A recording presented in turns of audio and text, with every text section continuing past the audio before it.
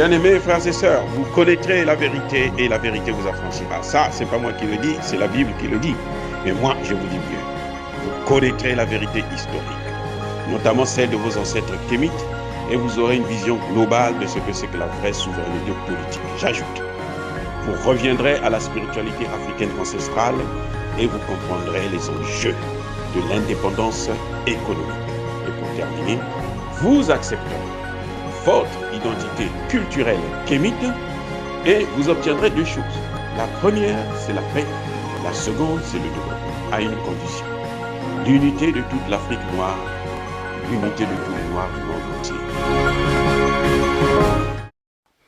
Otep à tous, bienvenue sur la chaîne des panafricanistes par essence, par conviction et par excellence. Celle des citoyens kémites par nécessité et obligation de combat. Nous sommes une chaîne qui n'est guidée que par nos ancêtres et rien que par les ancêtres qui appartiennent à l'égrégore du monde noir. Par conséquent, nous ne croyons en aucun Dieu venu de l'étranger. Toutefois, cette vidéo n'est aucunement destinée à inciter à la haine ou à la violence, car nous menons un combat qui est d'abord et avant tout spirituel, intellectuel et démocratique. Ensuite, il est politique, géopolitique et géostratégique.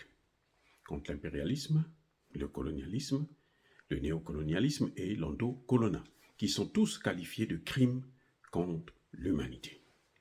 Nous menons ce combat sur la base du principe fondamental que nous avons hérité de nos ancêtres kémites, qui est celui de la Mahat, c'est-à-dire solidarité, vérité et justice.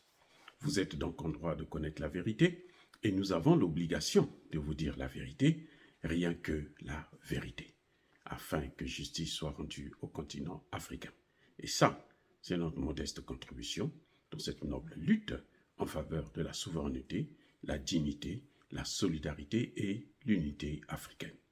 C'est exactement ça que nous appelons le panafricanisme. Bien-aimés frères et sœurs, quels sont plutôt les objectifs de la guerre en Ukraine? Pourquoi cette guerre? On a tendance à penser que la Russie voulait occuper l'Ukraine, voulait occuper le Donbass. C'est tout, ça s'arrête là. C'était le grand enjeu de cette guerre. Non, loin de là. L'Ukraine, c'est une cerise sur le gâteau. C'est un plus sur les réels objectifs de la Russie et des autres puissances comme la Chine, l'Iran, l'Arabie Saoudite et les autres. Parce que, en fin de compte, on a compris que l'objectif de cette guerre en Ukraine, ce n'était pas d'occuper l'Ukraine. Parce que s'il s'agissait d'occuper l'Ukraine, eh bien, la Russie allait bombarder l'Ukraine, comme feront les Américains, comme font les pays de l'OTAN. Quand l'OTAN est allé en Yougoslavie, en quelques semaines, quelques jours, ils ont bombardé matin, midi, soir, sans distinction de cibles. C'est-à-dire qu'on bombardait non seulement les cibles militaires, on bombardait les cibles civiles, les cibles nucléaires, tout ce qu'ils pouvaient bombarder, ils bombardaient, puisqu'ils bombardent à très haute altitude, où ils ne voient pas vraiment les objectifs. C'est ce qu'ils ont fait en Irak, c'est ce qu'ils ont fait en Libye. C'est pour ça qu'après eux, mais il y a la destruction totale, la disparition d'un État, la disparition des villes et la mort de beaucoup de populations. Or, en Ukraine, on constate qu'il y a plus de militaires qui meurent que de civils. Donc, la Russie mène une guerre professionnelle, une guerre qui a d'autres objectifs qui ne sont pas seulement d'occuper un territoire. Non. Ce qu'on nous fait savoir, là, c'est faux. Déjà, maintenant, tout le monde sait que ce n'est pas la guerre entre la Russie et l'Ukraine. C'est la guerre entre les États-Unis, l'OTAN et la Russie. Et quel est l'enjeu fondamental? L'enjeu fondamental, c'est pas occuper le Donbass. Non. Si ce n'était que ça, mais ce serait fait depuis très longtemps. L'enjeu fondamental, c'est la dédollarisation, c'est la démondialisation, c'est la déseuropéanisation. Eh oui, on veut sortir de la dominance du dollar qui est là depuis 1945, lors de la création des institutions de Bretton Woods. C'est ça qu'on veut détruire, c'est ça qu'on veut mettre à nu, c'est ça qu'on veut faire disparaître. C'est pour ça que vous entendez parler de la multipolarité. Parce que ce qui s'est toujours passé dans le monde, c'est que la monnaie, la seule monnaie qui est utilisée, la seule monnaie de référence, la seule monnaie commerciale qui permet d'évaluer les matières premières, de vendre et d'acheter les matières premières, c'était le dollar. Et en faisant cela, les Américains, bon, quand ils se lèvent le matin, ils attendent que dans le monde, deux pays, deux États, deux grandes entreprises font des transactions, en dollars bien entendu, et ils ont leur part. C'est ce qui fait que la dette américaine a toujours été prise en charge par l'ensemble, par le reste du monde. Et c'est ce qui fait que aujourd'hui on a constaté que l'Amérique est le pays le plus endetté au monde. Elle ne paye pas ses dettes. Pourquoi elle va payer ses dettes? Puisque vous achetez toujours leurs devises, vous devrez avoir des réserves en dollars. Donc l'Amérique ne fait que utiliser sa planche à billets pour sortir du papier qui n'a aucune valeur sur le plan par rapport à l'or.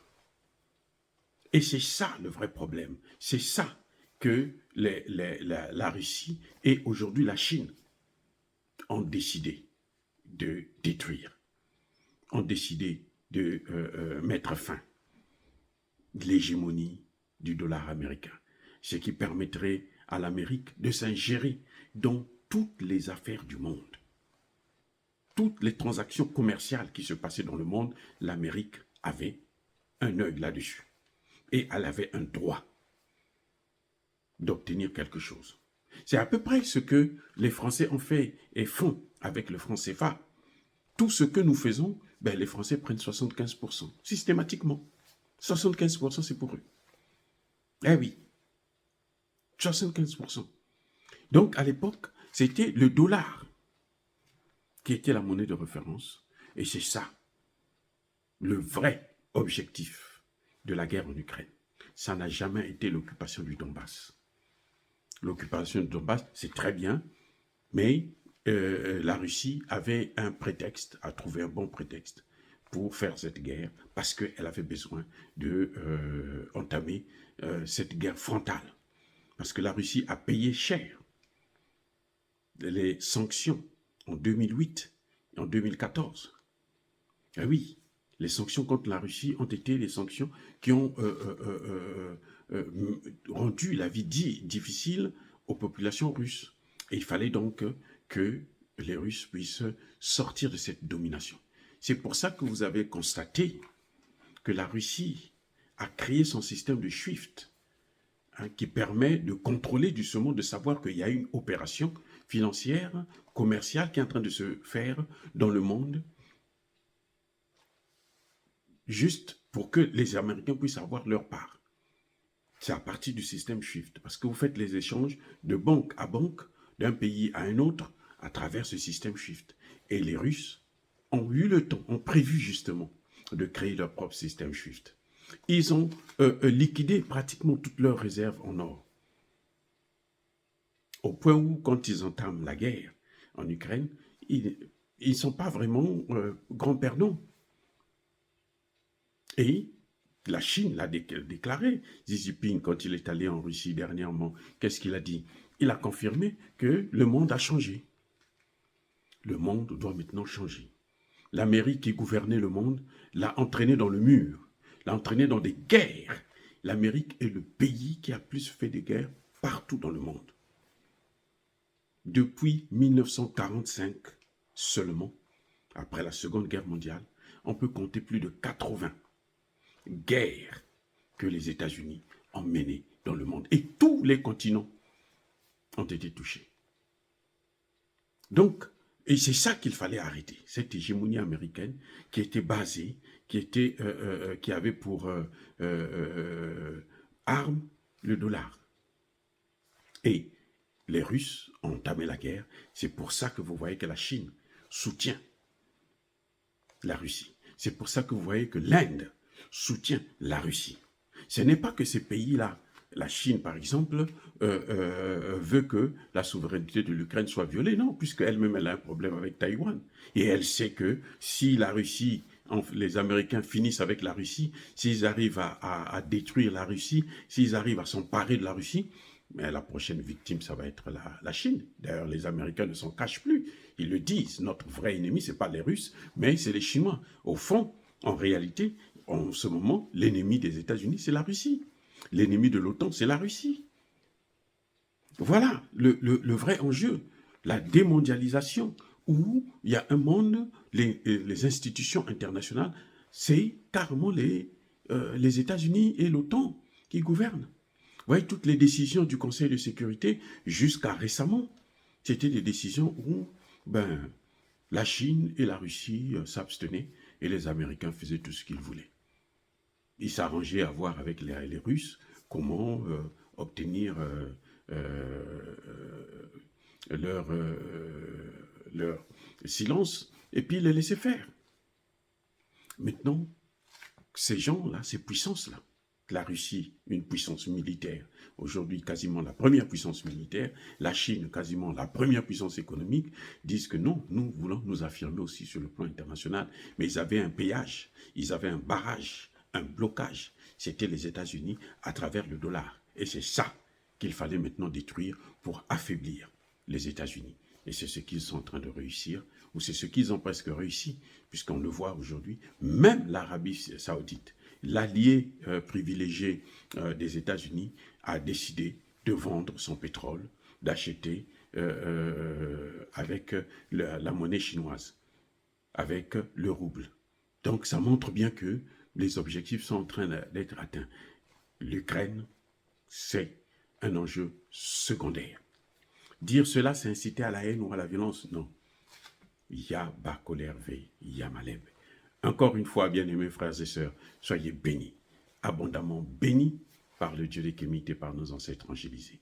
Mais que tous ceux qui persécutent le continent africain, tous ceux qui le pillent et le déstabilisent, qu'ils soient maudits, punis, foudroyés, neutralisés, écrasés, effacés par ce Dieu des Kémites et par nos ancêtres angélisés. Vive l'Afrique éternelle, j'ai dit et j'assume.